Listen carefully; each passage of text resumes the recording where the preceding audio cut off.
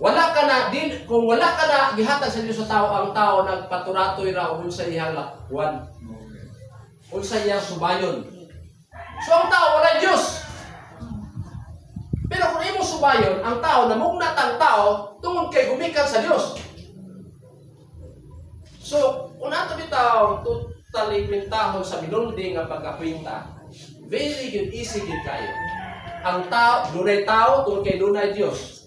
Ang Dios naghatag instruction sa tao.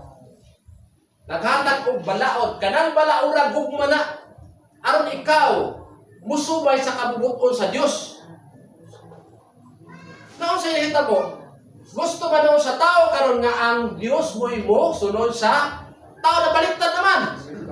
Ang Dios makuha na kanang murag makasabot ra gid ang Dios sa ako kay ang ako yung oras nga ihatag gabi lang yun. Ang ako yung oras nga ihatag sa iyas magsimba Sabado a Lunes. Ang pinaka-common Domingo. Kay mao gyud kuno ang naandan. Naandan. Speaking of naandan mga igsoon, kanang kasanayan ba o mo'y gina-observe o ginabantayan sa uban, which is dili gina sa mga adlaw. No? Ako nang gigi-review, kabalo naman tanan. O kay naata dire, ayon ka Adventist kay nagsulod tas na puno kasugo nga mo'y gugma sa Dios alang sa tao kay kana siya nga gugma sa Dios kinaiya man sa tao nag-reflect lang na sa tao kay iyang gihatag nga sa tao tungod sa iyang gugma. Ang gusto niya nga walay laglag, walay impierno.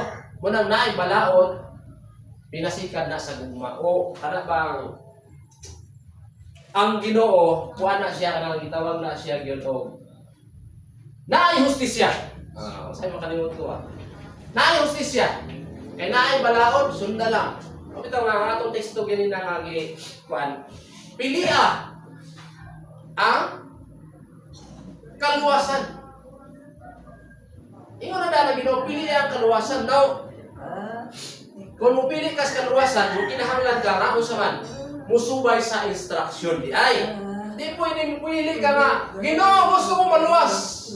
Pero ang instruction nimo lisod man. Lisod ba di ay? Sayo naman siguro. Boy hinungdan nga ang mga Israelitas nasuko ang Ginoo bisan asa na lang silang gingharian gitugyan. Bisan asa na lang sila ginapasa-pasa, ginabihag tungod kay gihatagan og leksyon sa Ginoo ang ilang mga kinabuhi tungod kay nuwa na sila musubay sa instruction ug kabubuton sa Ginoo. Sa ato nga panahon karon, posible nga mahitabo usab kana nga usahay ang atong kinabuhi bawat anao usa man kana bitaw mawad-an ta o kanang gana mawad-an ta o kanang paglaom tungod usahay kay wala na nato mahinuldumin ka ang instruction o lang dito sa Ginoo para nato no nga kinahanglan ginunta mo siya ang atong sumpa ng pagkiya sa tingin na kung ang ipasayon mga igsoon tungod kay sa unang panahon dili ka pwede nga sa adlaw ipapahulay dili ka pwede kung gawas 50 meters away o palayo sa imong balay dili na ka pwede mo lakaw. Wa maganito disbrad sa ila kapangutan nato ni aging Sabado nga. Mo biyahe ba kuno sa Sabado sala ba? Lisod sa kapangutan oy. Parihan nila ni Brado.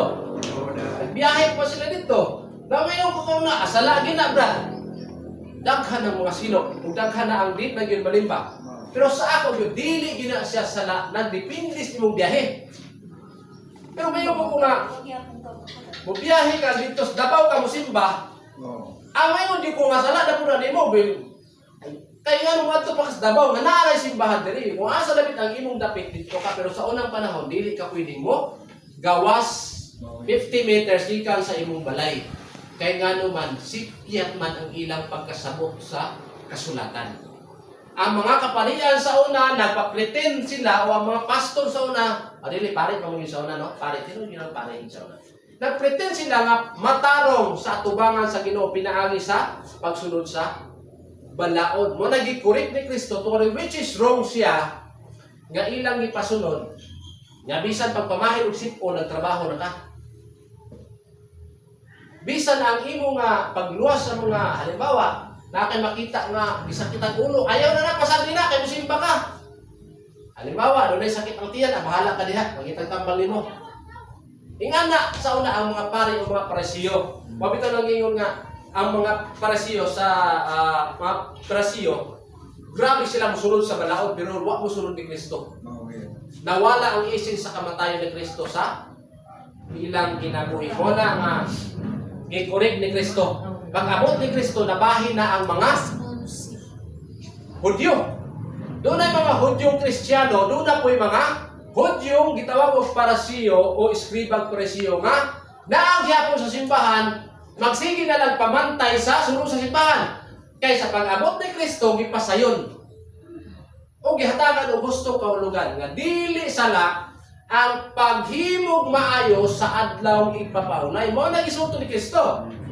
Pero ang rongpod ana nga pagsabot sa uban nga pwede na ta maghimo o magbuhat na kung magtrabaho sa Sabado kay dili sala. Sayop na pud nga pagka, unsa man? Pagkasabot. Kaya ang ingon ni Kristo, dili sala ang maghimo ka og maayo. Wala si Kristo mingon nga dili sala kung magtrabaho ka. Oh, ingon na, di ba? Kay kung magtrabaho ka, daan na ng sala kay gisulti na dito sa sugo. Dili ka magtrabaho sa unong kaadlaw magbuhat ka. Sa ikapito magsimba ka. Now karon sayop na po nga naman. Ang ubanan ang ikapito po nila kay Martes, Miyerkules, Huwebes, Biyernes. Tutukuyon na po na nimo ng ikapito kun usa na. Para nga di na pud ka ma sipiyat kay usa ra gid adlaw. Dili pwede nga ang tanang adlaw balaan. Tinuod sa Roma nagisgot dito ang tanang adlaw. Dunay tao nga nag-ilang ang tanang adlaw pareho. Wala nagisgutin dito nga balaan. Kaya ang uban ba i-assume nila nga balaan man ay tanang adlaw. Wa mo sila mabasa kay dili balaan ang gisgutan dito sa Roma. Doon na pa usa ka tawo nga nag-ila nga ang usa ka adlaw mas lamang kaysa tanang adlaw.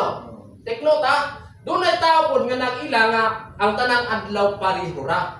Wa dili waing na dito nga balaan.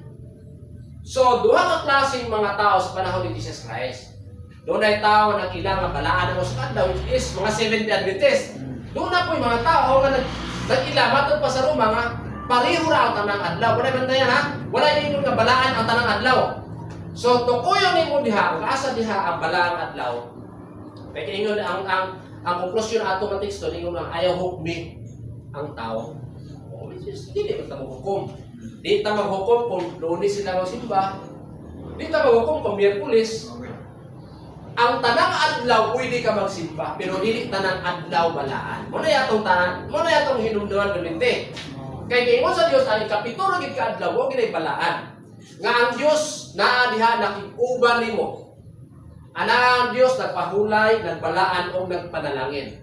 Asa mabasa? Genesis 2 versikulo 3. So sa ato pa, yan ang adlaw kauban nimo ang Dios nga na simba. Kauban nimo ang Dios nagpahulay. O kanang adlaw gipanalanginan sa Dios. So dili siya tanang balaan, di ba? So take note, unsa ka ng adlaw. Wa bitaw nga katong nangutana to dito medyo naglalis-lalis dito sa ay dili man gyud parehas prinsipyo katong kaabag lagi dito.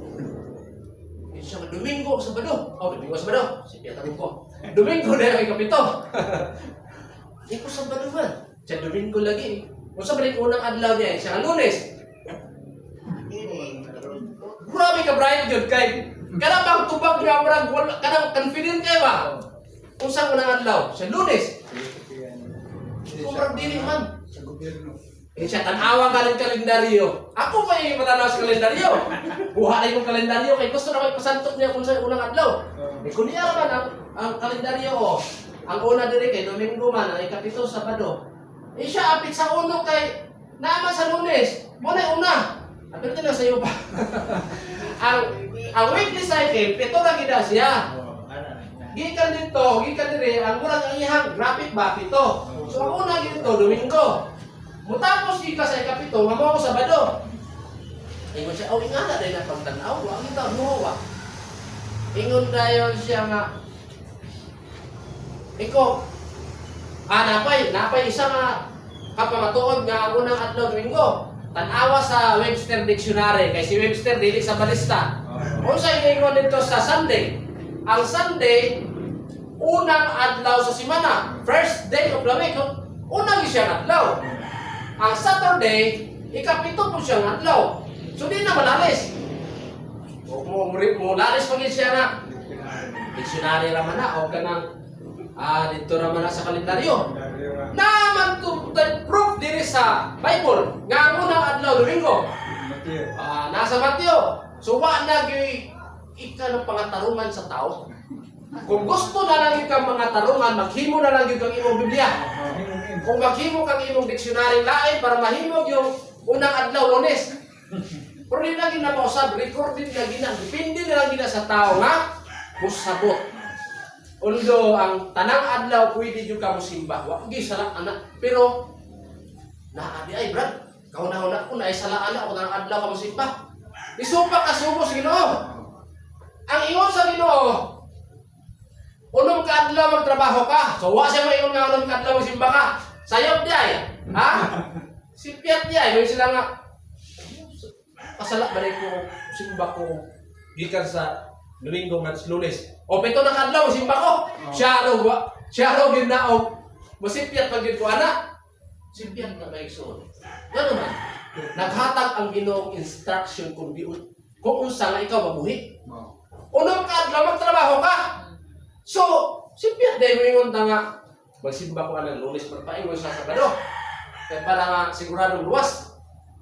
Nasipyat na dahil noon. Unang kadlaw, gihatag sa Ginoo nato. Kadaghan na ng adlaw.